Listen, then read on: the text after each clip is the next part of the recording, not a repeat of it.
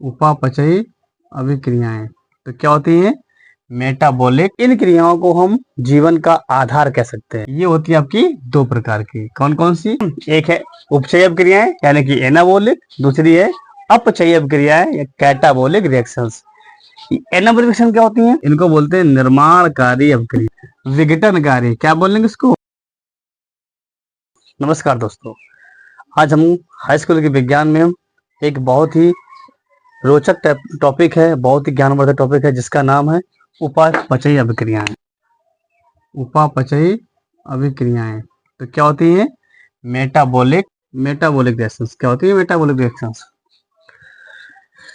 हम जानते हैं कि हमारा शरीर एक प्रकार की मशीन है और हमारे शरीर में बहुत प्रकार की क्रियाएं, हमारे शरीर में अनेक प्रकार की क्रियाएं निरंतर चलती रहती हैं और चाहे हम कुछ भी कर रहे हों, बहुत सारी क्रियाएं चलती रहती हैं, जिस क्रियाओं की वजह से ही कोई भी प्राणी जीवित रह पाता है। तो किसी भी जीवित प्राणी के शरीर में होने वाली विभिन्न प्रकार की क्रियाओं को, जिसके कारण शरीर क्या होता है? जीवित रहता है। इन क्रियाओं को हम जीवन का आधार कह सकते हैं। क्या कह सकते हैं? जीवन का आधार, क्योंकि इन्हीं क्रियाओं के कारण ही क्या होता है? कोई भी प्राणी जीवित रह पाता है। तो शरीर में होने वाली इन सभी समस्त क्रियाओं को सामूहिक रूप से क्या बोलते हैं? अलग अलग न करके सामूहिक रूप से इन क्रियाओं को हम क्या बोलते हैं? उपापचयी अभिक्रियाएं कहते हैं, अर्थात मेटाबॉलिक रिएक्शंस कहते हैं। तो क्या समझ में आया? मेटाबॉलिक रिएक्शन क्या होती है? हमारे शरीर में होने वाली समस्त क्रियाओं को, जैविक क्रियाओं को, जिसके कारण कोई भी जीव जीवित रहता है, उन समस्त क्रियाओं को क्या बोलते हैं? हम सामूहिक रूप से क्या बोलेंगे उसको? उसके लिए एक नाम रख देंगे, उपापचयी अभिक्रियाएं यानी मेटाबॉलिक रिएक्शंस। जो ये उपापचयी क्रियाएं होती हैं, ये होती है आपकी दो प्रकार की। क्या होती है? ये होती है आपकी दो प्रकार की। कौन कौन सी? एक होती है उपचयी अभिक्रिया,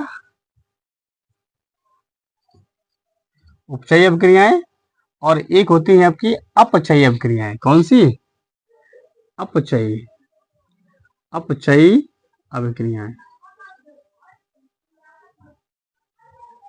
उपचयी अभिक्रियाएं और अपचयी अभिक्रियाएं, इनको बोलते हैं एनाबॉलिक रिएक्शंस,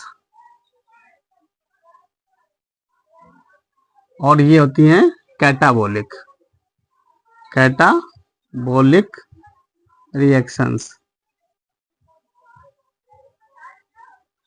तो क्या होता है? एक है उपचयी अभिक्रियाएं यानी कि एनाबॉलिक, दूसरी है अपचयी अभिक्रियाएं या कैटाबॉलिक रिएक्शंस। एनाबॉलिक रिएक्शन क्या होती हैं? इन अभिक्रियाओं को हम निर्माणकारी अभिक्रियाएं कहते हैं। क्या कहते हैं इनका नाम? इनको बोलते हैं निर्माणकारी अभिक्रियाएं। निर्माणकारी यानी कि ऐसी अभिक्रियाएं जिससे हमारे शरीर में विभिन्न पदार्थों का या यौगिकों का निर्माण होता है। यानी कह सकते हैं कि शरीर में सरल पदार्थों से जटिल पदार्थों का निर्माण जिन अभिक्रियाओं द्वारा होता है, उन अभिक्रियाओं को क्या बोलेंगे हम? उपचयी अभिक्रियाएं कहते हैं। क्या होता है? वे अभिक्रियाएं जिनके कारण हमारे शरीर में सरल पदार्थों से जटिल पदार्थों का निर्माण हो, यानी कि जटिल पदार्थों का निर्माण करने वाली जितनी भी अभिक्रियाएं होती हैं, उन सभी अभिक्रियाओं को क्या बोलेंगे हम? उपचयी अभिक्रियाएं, एनाबॉलिक रिएक्शंस बोलते हैं। इस अभिक्रिया को हम निर्माणकारी अभिक्रिया कह सकते हैं। इसमें क्या होता है? सरल पदार्थों से जटिल पदार्थों का निर्माण होता है। जैसे आपका प्रकाश संश्लेषण। जैसे में क्या आपका प्रकाश संश्लेषण क्या है? आपका निर्माणकारी अभिक्रिया है, यानी कि उपचयी अभिक्रिया है। या दूसरा है आपका प्रोटीन संश्लेषण। क्या होता है आपका? प्रोटीन संश्लेषण। प्रकाश संश्लेषण और प्रोटीन संश्लेषण ये कैसी अभिक्रियाएं हैं? ये हमारी अभिक्रियाएं उपापचयी अभिक्रियाएं होती हैं। अभिक्रिया क्या होती है? अपचयी अभिक्रियाएं, यानी कि इनको हम विघटनकारी, क्या बोलेंगे इसको? विघटनकारी अभिक्रियाएं कहते हैं। यानी कि उपचयी अभिक्रियाओं को क्या बोलते हैं? हम विघटनकारी अपक्रियाएं कहते हैं। इसमें क्या होता है, इन अपक्रियाओं में किसी जटिल पदार्थ का क्या होता है, किसी जटिल पदार्थ का सरल पदार्थों में विघटन होता है, यानी कि जटिल पदार्थों को सरल पदार्थों में तोड़ा जाता है।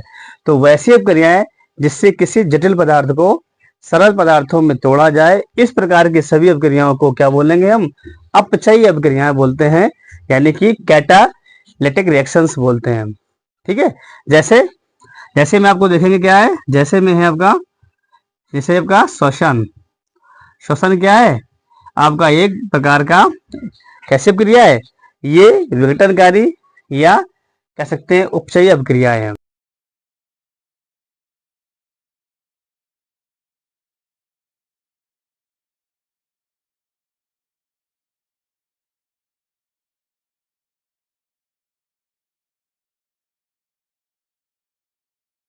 आशा है आपको ये वीडियो तो पसंद आया होगा। तो इसी प्रकार की रोचक और ज्ञानवर्धक जानकारियों के लिए आप हमारे चैनल को सब्सक्राइब करें और अधिक से अधिक लोगों तक पहुंचाएं, ताकि अधिक से अधिक बच्चे जुड़ करके लाभ उठा सकें।